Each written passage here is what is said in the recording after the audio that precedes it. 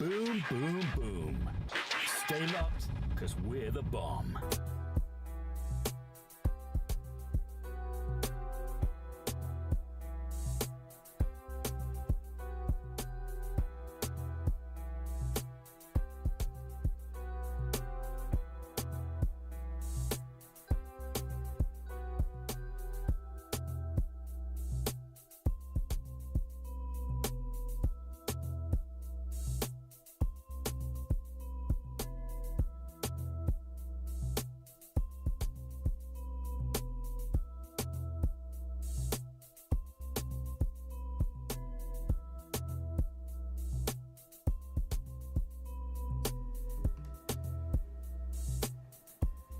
Yes, sir. Yes, ma'am. Good morning, good afternoon, good evening. My name is Shola Rogers, and it's a pleasure to be at the bar today again. Oh yeah, good morning, good afternoon, good evening. It is Alajalkwa. You know the one and only. The one and only you know. You know. You know you know. You know you know you know. Anyway, what? Somebody has What? they have a unioism issue. I'm just letting them know in case they don't know. So they know. That's it. Anyway, good morning, good afternoon, good evening. Welcome to the bar, like he had said. We bid you a warm welcome if you're just joining us for the very first time. This is where we give you everything on politics, entertainment, news, sports, and everything else in between, basically. And today we're definitely getting a dose of everything, from strikes or strike completion to a bit of court issues, to ministerial stories, to sports stories, very interesting sports stories, and a bit of entertainment stories today. So sit back, relax, and enjoy as we start today's show. So today is very interesting as we're going to be starting today's show on a very interesting note, something that we've all been talking about. And it is President Tinubu's ministerial list. Yep. So last week we talked extensively about his first ministerial list that had 28 people. And as of yesterday, there was a supplementary list that was sent through his chief of staff to the National Assembly, specifically the Senate. And that exactly is, that also comprises, and I remember that last week when there was a report that the president's chief of staff had talked about. There was a list coming of about 12 or 13 people. We know that for a fact there were about 11 states that were not represented, which was part of talking points like there's a constitution. Was he going to follow the constitution, or was just going to do his own thing? And looks like he finally did follow the constitution. But instead of 12 or 13 that we're expecting, we saw 19. 19 people, and it's that adds a very interesting list. So on that note, we're going to be talking about a bit of the list holistically, and then looking at this 19 Appointees or 19 nominees. latest this That's latest appointees. Okay, so as we get right into it, it's very interesting that we're going to be seeing these people. Now, there are a few people that a lot of people have come out to say that, okay, why are you nominating these people? Or there is also the conversation around, oh, these people fits right into this. And there's a conversation of how we've seen about 40, if I'm correct, 47 people now. And there's some people that don't look, out of the 47, it doesn't look like anybody fits into some parastatals. 19 plus 28. 19 plus 28. 47. What's the problem? Okay. 9 plus 8. 17. You carry 1 to the other side. 2 plus 1. 3. Plus that 1. 4. 47. Okay, carry on. So what was the problem? If it was 20 plus Oh my God. 8, We're now, actually doing this maths. it will be 48 minus 1. That's how me I calculate, so it's 47. So was I wrong? No, you were not. Exactly. No, carry on. 48. Carry on. There's a reason. I'll get to it.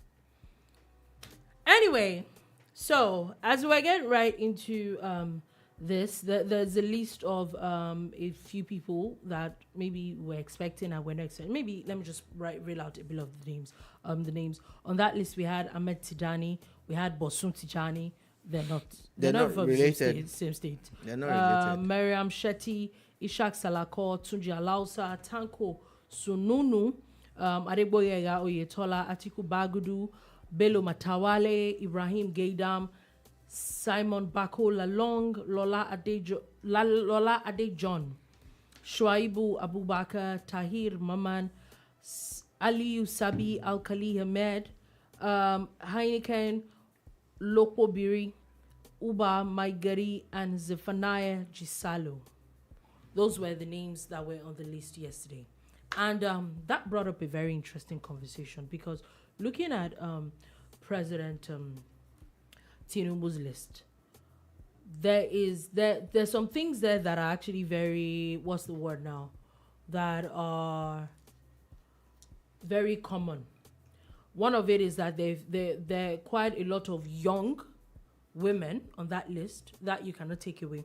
There's also, with that list, the proliferation of a lot of former governors. To be precise, there are 9 former governors on that list. On the total list of On the total 47. list of 47, there are 9 governors. There's Nyesom Wike of Rivers State. There's David Umahi of Ebonyi State. Nasira El-Rufai of Kaduna State. Mohammed Badaru of Jigawa State. Bello Matawale of Zamfara. Simon Lalong of Plateau State. Boyega Oyetola of Osun State. Ibrahim Gaidam of Yobe State. And Atiku Bagudu of Kebbi State. Right. Now, maybe we should start from that angle. And my question is, Okay. I know that a few people can argue and say that some of these people are, what's the word now? Some of these people are round pegs in round holes that even though they're politicians, they're doing very well. That I will not argue with. Yeah, there are a few, 1 or 2, 3 people that I would say that with.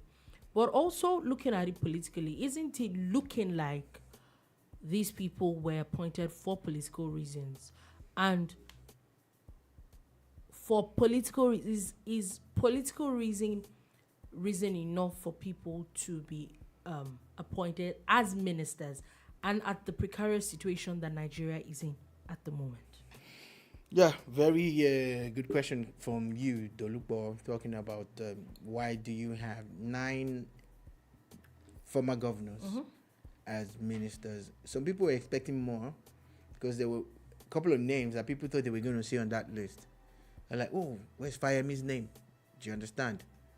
Oh, where are the G5 governors? How come it's only Wike's name that popped up? Do you understand? So, indeed, there were probably going to be more governors. And the reason why people were thinking along that line was solely because of political reasons. Do you understand? Yeah.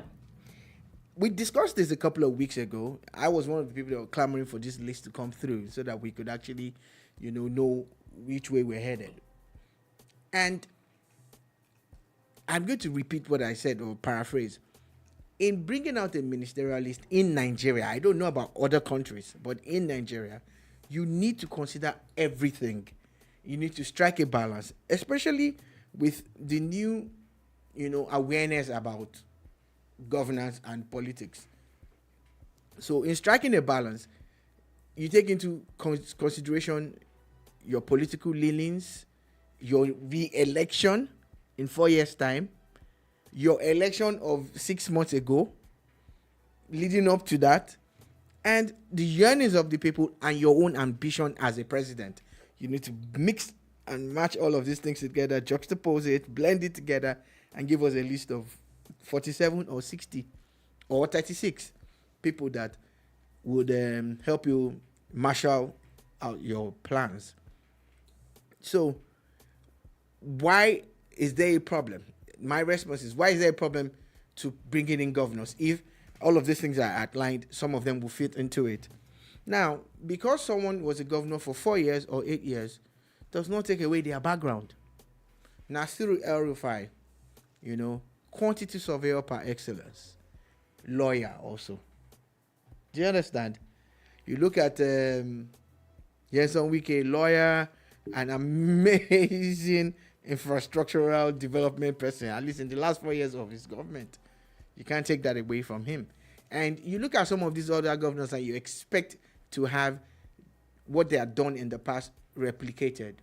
Because again, added to their CV is actually the fact that they had executive powers and the way they used it. So their knowledge of management and everything.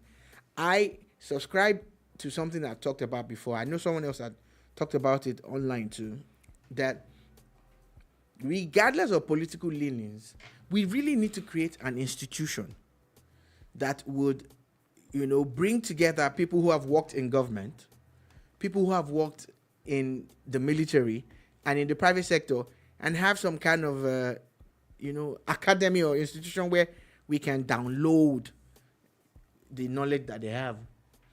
And in bringing them into governance again from time to time, I really don't have a problem with it. So yes, is it political? Oh yes. Don't, even if you're a spin doctor for Tinubu, don't come and say no. Yes, it is politics. It has everything to do with politics. You look at the spread. Look at there's something by StatSense or one of these data handles on Twitter, looking at the breakdown. There's nothing like Twitter anymore. X. X. X has X'd Twitter. So, but we'll still keep calling Twitter for a couple of months or years. So, if you take a look at it, like there's no NEPA in Nigeria, but there's power holding and discos, but people are still calling NEPA. Even when they change to... We don't even have power holding anymore. Power holding, people are still calling it NEPA. So, back to it, yeah. If we take a look at it, they talked about the breakdown of this ministerialist across social, geopolitical zones. Yeah. And, the South is at the list with 5, which means that they had the barest minimum of 1 per state. Per state. Because there are only 5 states in the Southeast. It was just according to the Constitution. The Constitution said pick at least 1, so we're going to pick 1. So what they did was to make, they now juxtapose it with the voting patterns and the percentages. And if you look at it, it looked so much like that. The North, I think it's the North Central or Northwest that has the most. Yeah. 11 or thereabout from that region. You look at it, they have at least 6 states there. Yeah. I think is it Kano? There's a particular state that even has 3. 3 ministers. Yes. Do you understand? So when you look at all of those things, you start to look at, then you look at the next one, the Southwest. They were the second highest region that gave him the vote. They have, I think, 10 or... Yeah, I think 9 or 10. Yeah. So if you look at it, and it trickled down, I said, okay, so again, those are all of the things that come. I know you've not come to that part, but I just wanted to use it to drive on my point that, yes, it is political. It is not a crime because this is still politics. But anybody that wants to succeed must be able to strike a balance. And in playing politics, you must be able to bring politicians who can deliver on your mandate. Okay, now, still talking about this list here, because there are a lot of talking points. Another very interesting talking point that we have seen in the couple of weeks is President Tinubu seemingly appointing people that in the past have knocked him down a lot. We saw that happening with the, I think I can't remember his name. I think Taiwo Oyedele or something. Yeah, the tax guy. The tax guy is not a government person. If you look at his things that he had said over time, and kaboom, he becomes the chairman of a presidential committee. Now another person. Now this person, Bosun Tijani, was really, really, really vocal against the government and especially Buhari and even Tinubu himself. Do you understand? And my question now is that I know that at times is a good thing on the part of the president. I think it's a good thing. Like, okay, you know how to do it better, yeah. So let's give you the job. I think that on what I say PR or the outlook of it, it looks good for the president. Now, where my own issue comes from is that you criticize a certain person this much. My question to these people, if I get to talk to them, is what happened to, are we just only opposition until we get a seat at the table? In some cases, yes. In some cases, no. You see, at times, you need to be in opposition, to get your message across. At times, you only just find yourself in, quote, opposition, because you're not necessarily opposition, but you find yourself in that situation and you speak your mind. The estate where I live in, I am on one or two committees, and there was a lady that walked up one day during some exercise, the compliance exercise that we're carrying out, and she was very aggressive and she had so much to say. And it was almost as if the EXCO of the estate had a meeting. But this was the first time they were meeting this lady, so I don't think they had a meeting, but it was a template that they had adopted. So when she was on and on, they said, no, look, madam, we get everything that you're saying, and we'd like you to join the committee that is in charge of water for the estate so that we can tap into these ideas that you have. Yeah. And this, your anger, maybe you'll be able to help us use it to... She declined. Then she piped down. So again, at times, we are critics because we feel the pinch. But at times, some people just care. They just want to deliver, on their own personal goals and promises. And if it's in alignment with the president or the governor or even a rival company, at times you will not mind, saying, okay, let's partner on this thing and let's see how we can pull it off. Because at this point, there's something you said during your intro, which is what should be the focal point, which should be the driving force. It should be about service delivery, promises made and promises, kept. It should be about that. And it seems that the man, Bola Tinubu, really doesn't care about some sentimental things. Maybe it's more about this guy. I've checked him out. I think is one of the best in this industry, and he will be able to drive this vision that we have. So for him, it's people who have been critical. Get the job done. Yeah. Okay. If we definitely go down that route. Now, another very interesting person on that list that I've got a lot of people talking is the Vice Chancellor of Bayes University. Now, for people that do not know what we're talking about, Bayes University is a university owned by the vice presidential candidate of the Labour Party, Dati Ahmed. And the first thing that pops in your head, like, are you serious that there's nobody else? You just... looks like somebody is trying to ruffle some feathers. Okay, we don't know how the man got nominated.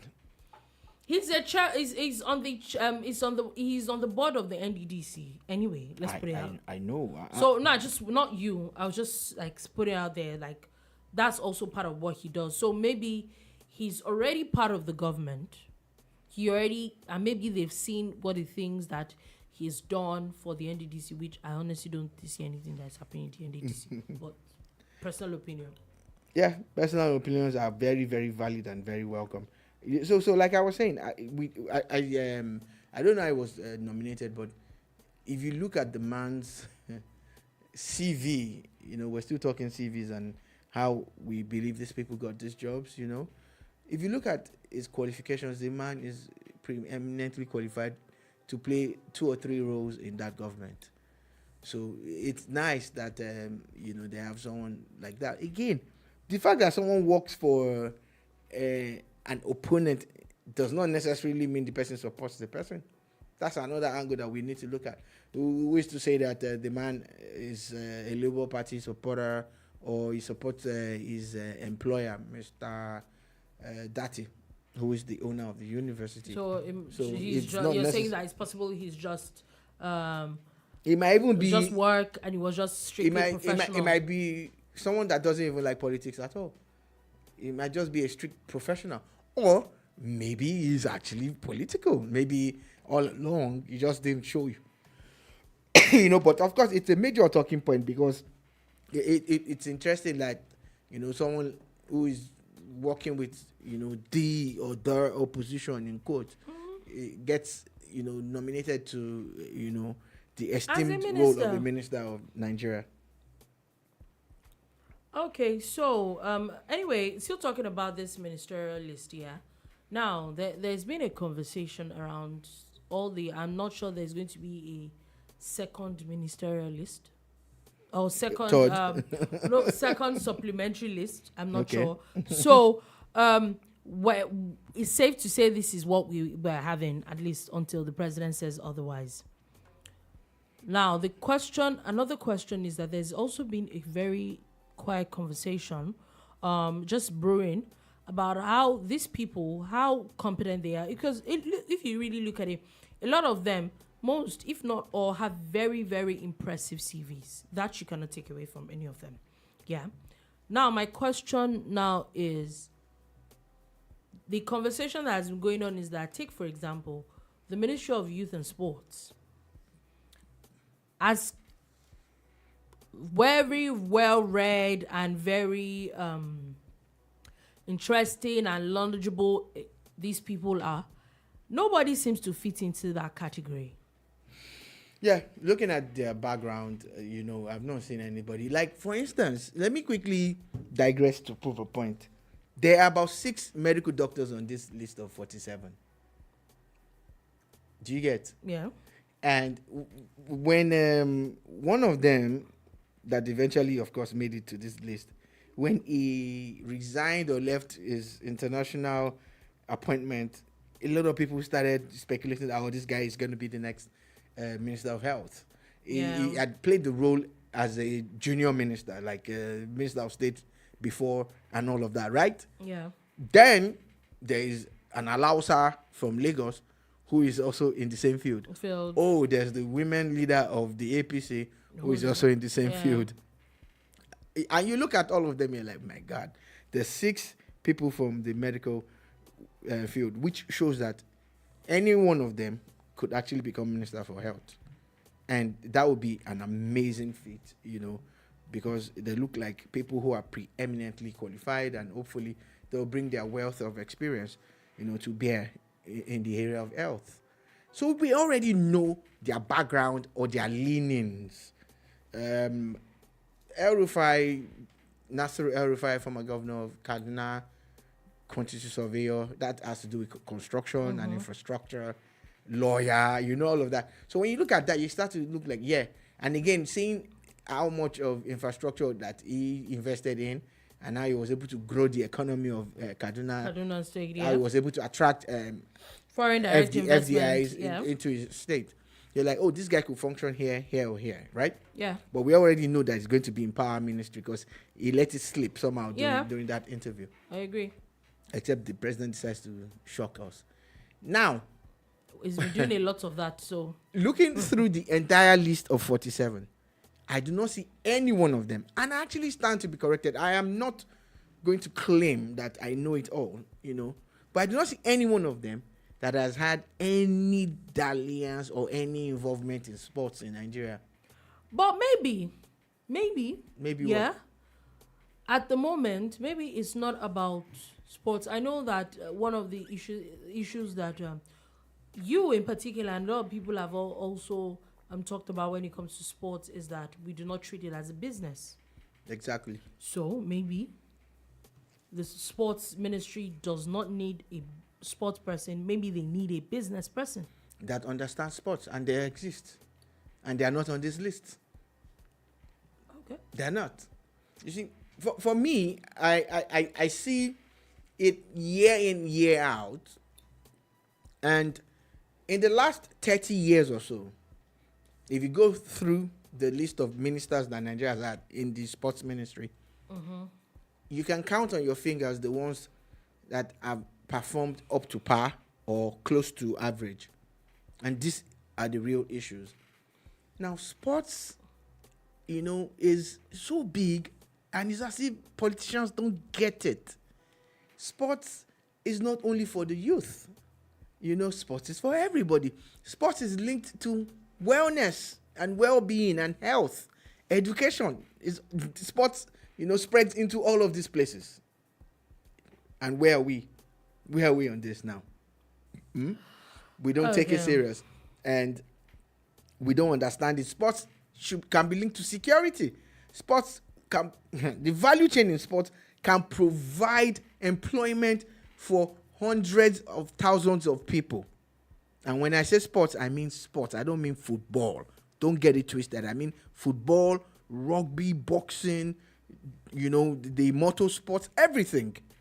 But hey, we'll still be here. We want to be proven wrong this time, though. Okay, so we definitely will see how these things are. I'm sure that one thing that a lot of people are looking forward to, but it's safe to say that there's still going to be screening. So maybe like till next week. So maybe up a week, then we'll now start seeing people's official portfolios, because I'm sure that that's what a lot of people are looking forward to now. Now we know the names. We would like to know who. You're moving away from the ministerial Yes. list. There's something I want to talk about still. Yeah. Before we leave the ministerial list, now the first person that was the youngest was Dr. Beta Edu, who is 36 years old. Now there's a Shetima, a lady doctor, who no, she's not a doctor, but is a lady who is 30 years old. Wow. 30 years old. She's one of the nominees from Kano. You Wow. get, and she's gotten involved in politics. She's, a graduate. She's well read and all of that. But she's 30 years old, and for me, that's a new so angle that we're someone seeing. said, wait, what kind of experience does she have? They say, But I thought you people wanted young you want people now. youth. There's youth now. She's 30, and God. and even if I have heard people say that this the first time in a long time, or maybe ever, that they have this many women, I still feel it's not enough. Yeah, I agree. Personally, I think that I if still you feel that- see the number That we compared should to have the more yes, women I think that on this list. I feel that we should have more. it's women. better than where we're coming from. Yeah. That let's not lie, but it's still not where we should be. And knowing the man, I don't think it's going to be one of those presidents that will let people run for 4 years if they're not performing. Yeah, so we definitely will see what is going to happen with this ministerial list and who's going to be heading what. Anyway, let's move on quickly from that. And another very interesting thing that dropped yesterday is the fact that the labor unions, that's the NLC and the TUC, after less than 24 hours, cancelled their strike and their protest.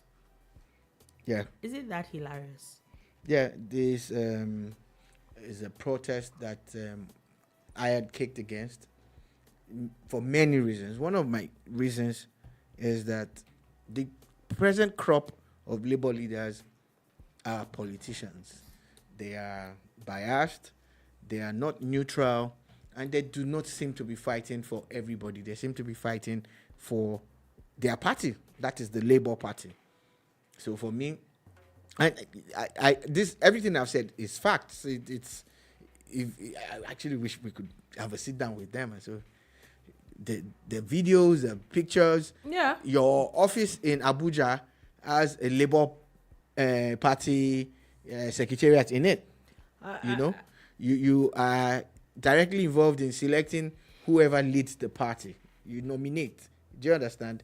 And that's how involved you are. And you've been at that for years. So, and you've seemingly, for me, you have lost my trust. I don't know if some other people trust you as Labour, because Labour that we used to know then will stand up to fight for everybody, even non-members.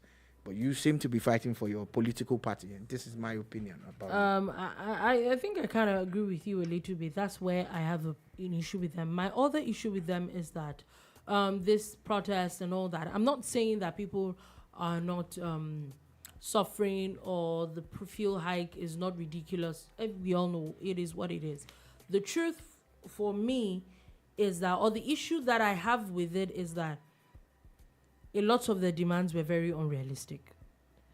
In one vein, you want government to be paying fuel subsidy. In another vein, you want an increment in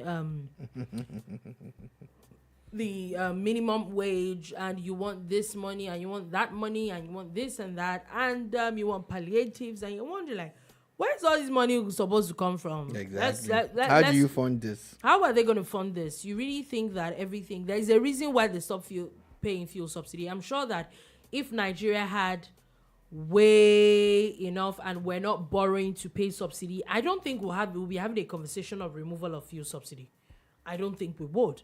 But it is what it is. So we need to grasp and we need to get with the program, then see what is feasible, what is realistic. But there were a lot of very unrealistic things that we're asking for, and it did not make sense. To me, it probably made it look like they were more of a joke. And now, I think that it is a bigger joke for you to do all that and do all that demonstration yesterday, only for you to have a meeting with the president yesterday evening, and you call off the strike. There's a reason why you call the strike, yeah? And until... Have those demands been met? Those demands are not being met. Why did you disrupt people's It's lives? literally just promises. I'm not saying that the federal government is not going to fulfill them. I'm just saying that we always say that government is a continuum. And we're not really, in this side of the world, we're not built to believe what the government says, who's hook, line, and sinker. If we're going to do that, why not at least let them give you something? So, or were you given something?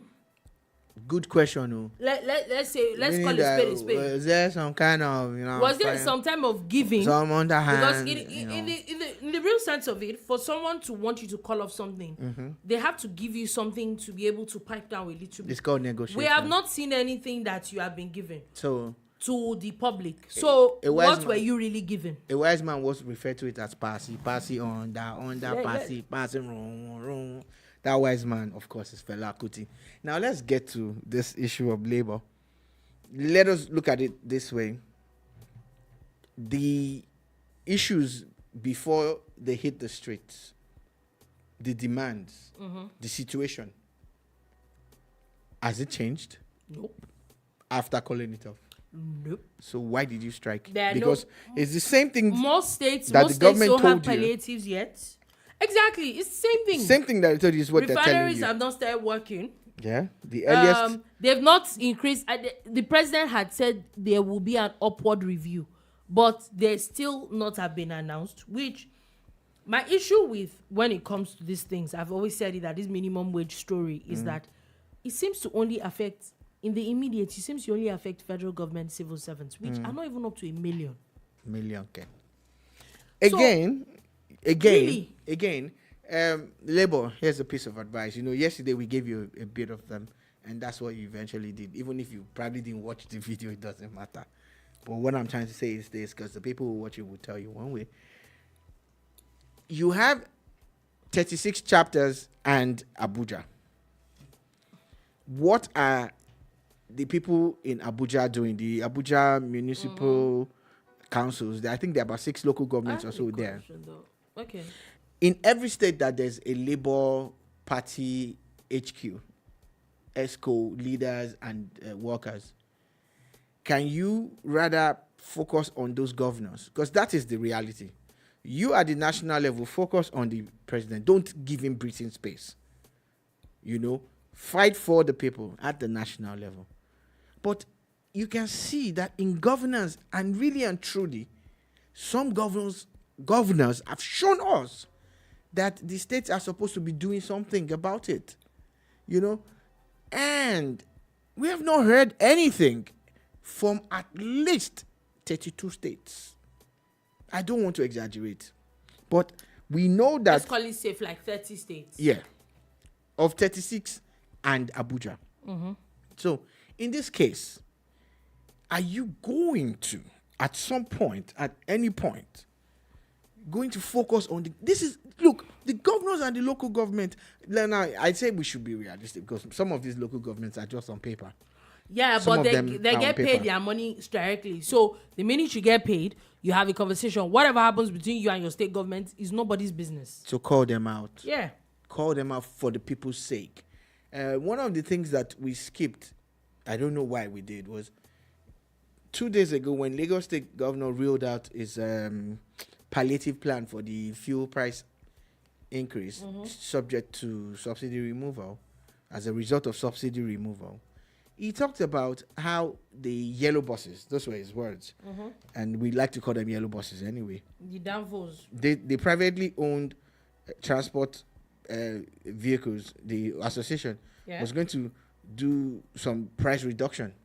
And a lot of people doubted it. And I said, nobody will come out to make this announcement if they don't have an arrangement in place. And we also advise them on what we believe they should be doing beyond reducing prices because of petrol. And of course, the next day, the leader of that group, the man that everybody loves to hate, MC Oluomo, actually addressed the media and explained what his group was going to be doing and what they were going to be doing for themselves too. Do you understand? Reducing the prices of tickets that they pay and all of that, just to ensure that the prices of transportation goes down. Now, if you're one of the people who has experienced or felt this, if you're watching us or listening to us, we would appreciate if you could give us some feedback, some level of information, and let us see how real these things are.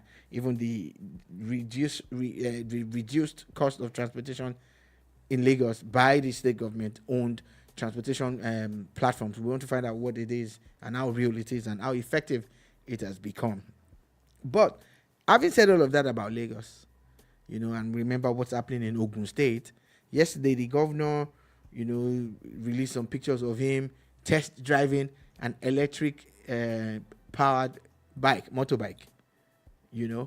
It's part of the plans that he says he has in place. We've seen what they are trying to do with their buses. They're trying to convert to CNG. In Borno, we see what they're doing. Governor Zulum has rolled out some free buses and all of that. In Kwara, they're already paying them the 10K, The 10K, yeah. And all of that. But these are the only states that we can mention. If we've missed any, call us out. Let us hear them. But on the part of labor, that is where your effort should be on. Those are the people you should be facing now. In the last 2 months, their allocations have gone up. Call them out for the people's sake. Now, very, very, very interesting turn of events, because I'm wondering, the president not part of the federal government, or more like it's the federal government, yeah? Because the same people that spoke to the NLC and the TUC yesterday had filed a contempt case against the Nigeria Labour Congress and the TUC for allegedly resisting an order restricting the unions of embarking on industrial action. So, according to a judgment by Honorable Justice Y. Anuwe on 5th of June 2023, he said that take notice that unless you obey the directions obtained in the order of the National Industrial Court, as per attached by the enrolled order, you will be guilty of contempt of court and will be liable to be committed to prison. Okay, so regardless of whatever negotiations that are taking place or meetings that are taking place between Labour and the federal government, the law is still the law. And if there's a judgment like that exists, then for a government to be taken serious, they must not, sweep it under the carpet. They must follow up on it. Now, Labour, I don't know if he's their official lawyer, but he was at the rally in Lagos, and he even granted a couple of interviews at the rally and before the rally too. He was there. I'm talking about the very respected barrister. Can I call him barrister? Femi Falana. Yeah. He is a legal luminary, and he said that Labour could go on their protest. He actually said it. That yeah, he did. I remember that conversation. So maybe that's what Labour is going to stand on. So if government is going to do anything, they can only do it through the courts. They can't use any fiat or any executive power, to seemingly deal with Labour. I'll deal with you. You went on strike. I said you shouldn't. And Labour can tell you that they didn't strike. They only went on a peaceful protest, and it's well within their rights to protest. So the courts will interpret these things better. They don't even have a Minister of Justice yet or Attorney General. But government and governance is a continuum. There's a Ministry of Justice that has people working there. And they should be able to do something about it. Okay, so we definitely will see this drama between the federal government and the labor unions. We'll see where this will end. Quickly, before we leave all that, the APC has now elected the former governor of Kano State, Abdullahi Ganduje as the national chairman, and Ajibola Bashiru as the secretary. Yeah, some of us would like to believe that this is a very strong political move on the part of the APC, and that means one governor less on the ministerial list of President Bola Tinubu, because the closeness between these two and the way they've been going everywhere together and everything, you would have felt that, yeah, Ganduje was definitely going to be on that ministerial list. And, you know, kudos to him. I've seen the infrastructural development that happened under him in Kano, even if is there's still always the I always mix up successor. He's the predecessor now. Even if his successor is trying to tear a couple of those things down. Oh yeah, he's trying to you know, seems to have calmed down. Demolition man himself. Seems to have calmed down. Okay, maybe what's it called? They don't have that much fuel.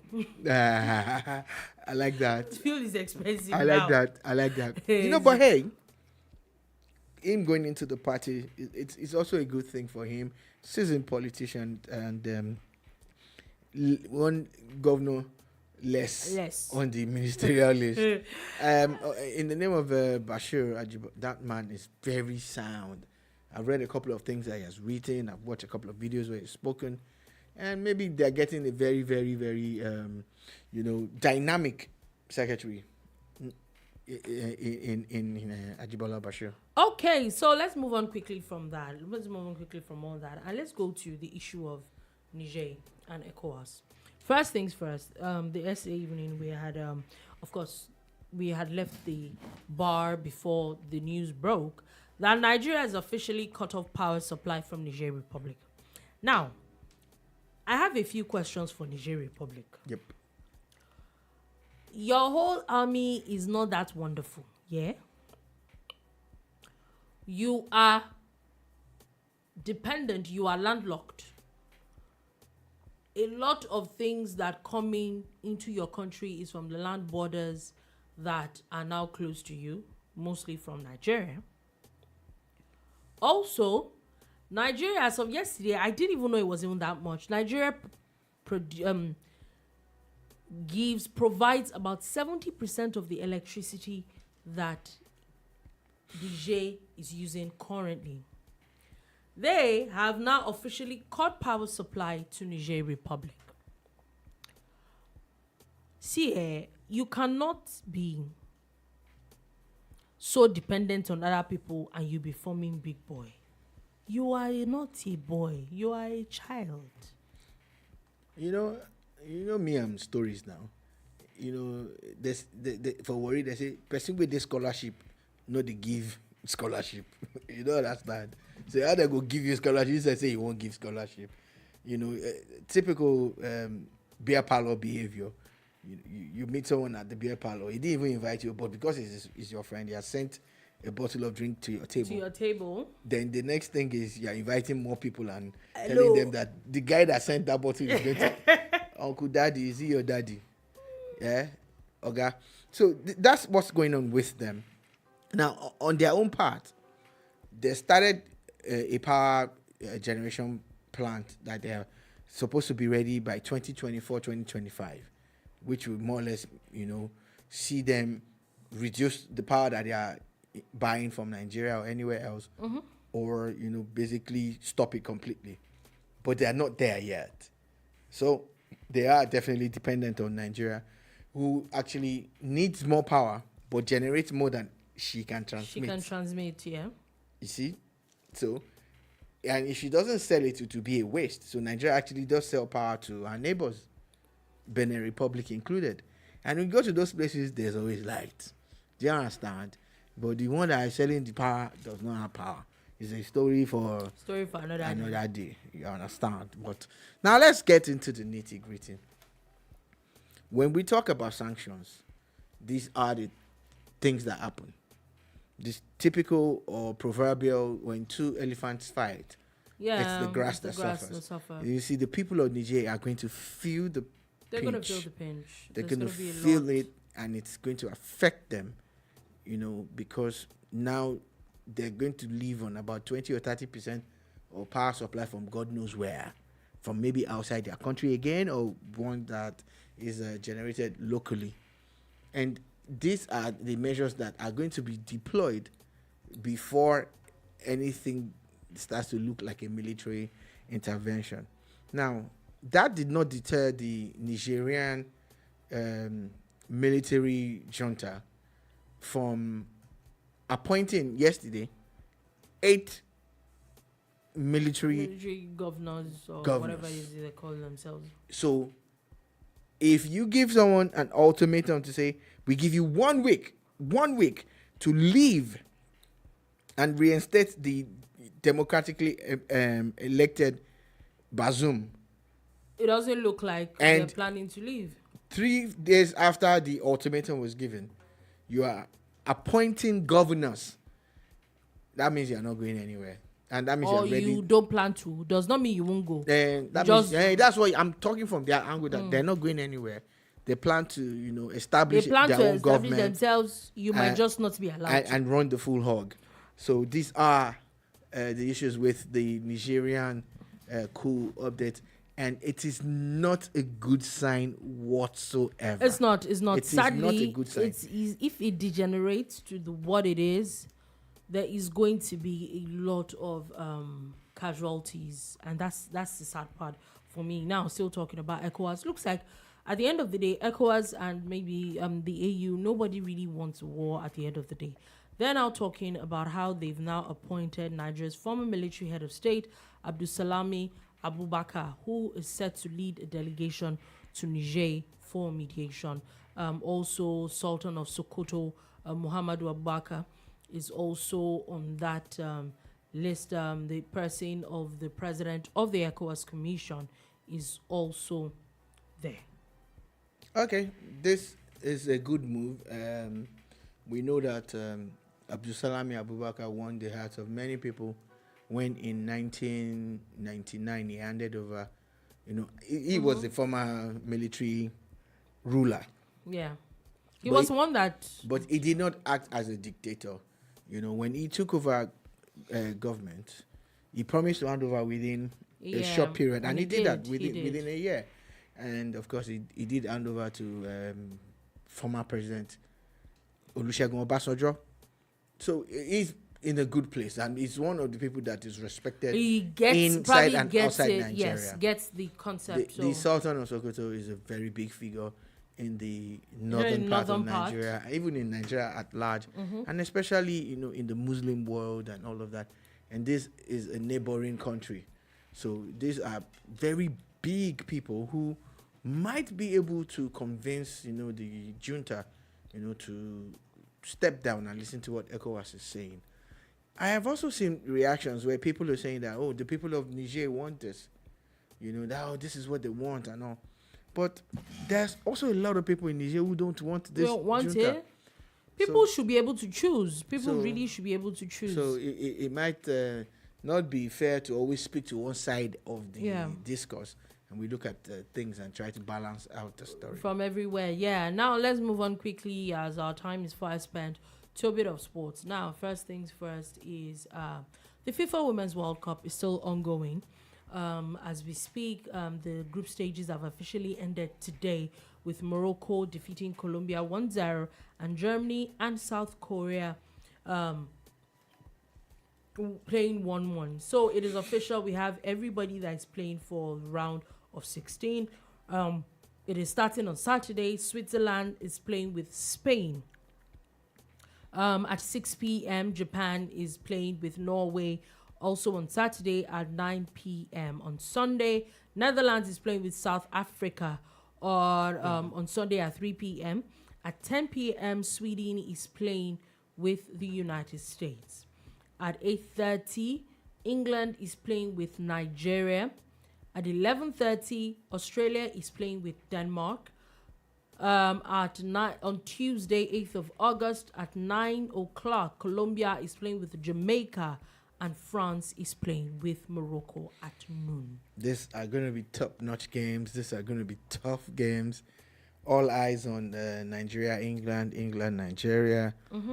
We're also going to be spraying the thought and prayers and, of course, supporting South Africa and Morocco, who are the Was still other there. African teams that are there. I'm speaking from a total African bias. I'm not going to hide it. That's what it is for me. And this Women's World Cup is living up to its billing. Oh yes, it is. It is. Quality it's of fantastic. the game. The games. is It's fun. It's really up fun. there. It's fun too. It's almost like it's not about Women's World Cup again as just there. You know, it is beautiful, beautiful football. And I think if you've not been catching it, you really should catch it this time. Now, moving on from that, and let's go on to a very interesting thing, as there is a new world record. Yeah. Now, this is the world record for the slowest. Why are you shaking your head already? You don't even let me finish. For the slowest time for 100-meter race ever. And this took more than 20 seconds. Yeah. About 21.78 or so. So, the 20-year-old Nasra Abuka Ali has now been said to be the slowest person, about 21.81 seconds sprint. That was close. For the slowest person to ever complete a 100-meter race. If you want to put it in context, just search for the world record in 200 meters. Then you understand how slow someone ran 100 meters. She was not running. She was just She was running. feeling cool with herself. She was running. She was. You see, running is relative. running in her mind, yeah? Your mind. Not in her mind, though. No. What I want to say is that your Hey. mind and your body at times might not agree. In your mind, you think that you are Usain Bolt. You know? So it is that mind that you are using to go. See. But it is not your See. your legs are not At recognizing that speed. At times, some of us that don't have mirrors at home, we will dress up and just believe that we have six-pack and we have buff and everything. You understand? We're not. Yeah. You understand? So at some point in time, maybe your belly hits the door handle or one for you. You are still here. I thought you had left, you know. So in our own case, of course, our body and our mind were not in alignment. Now we're making fun of her. Yes, we are.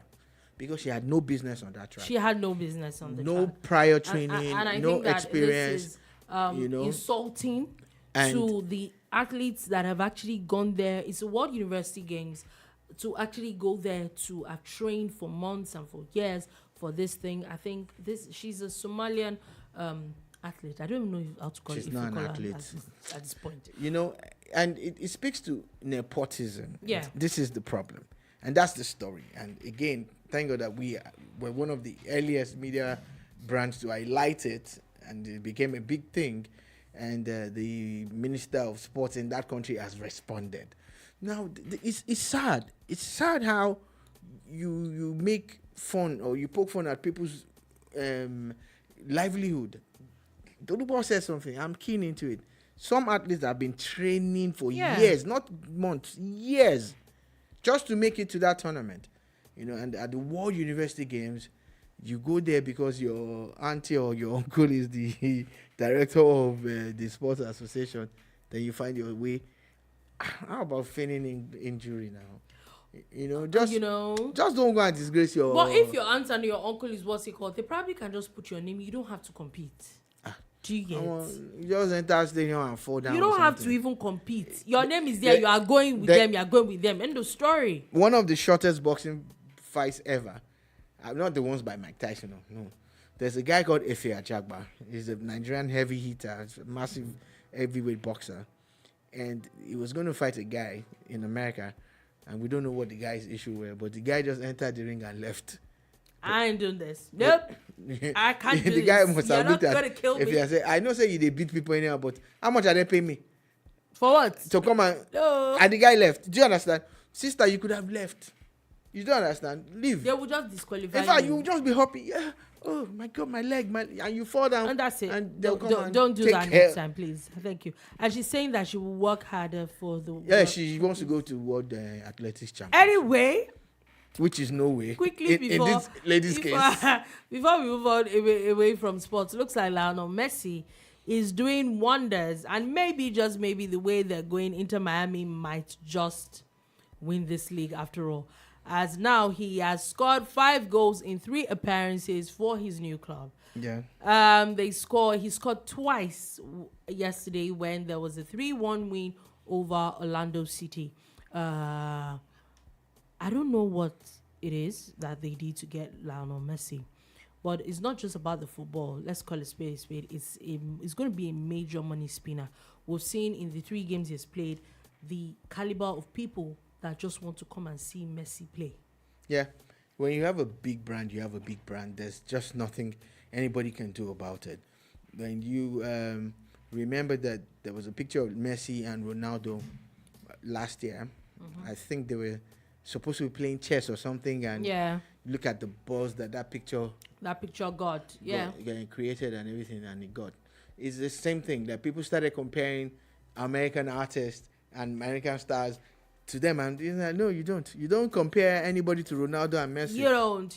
And it's funny how, and that's how big their brands are. This particular club have gone 11 games without winning a game, without winning one single game until Messi came, and then they come one-way traffic.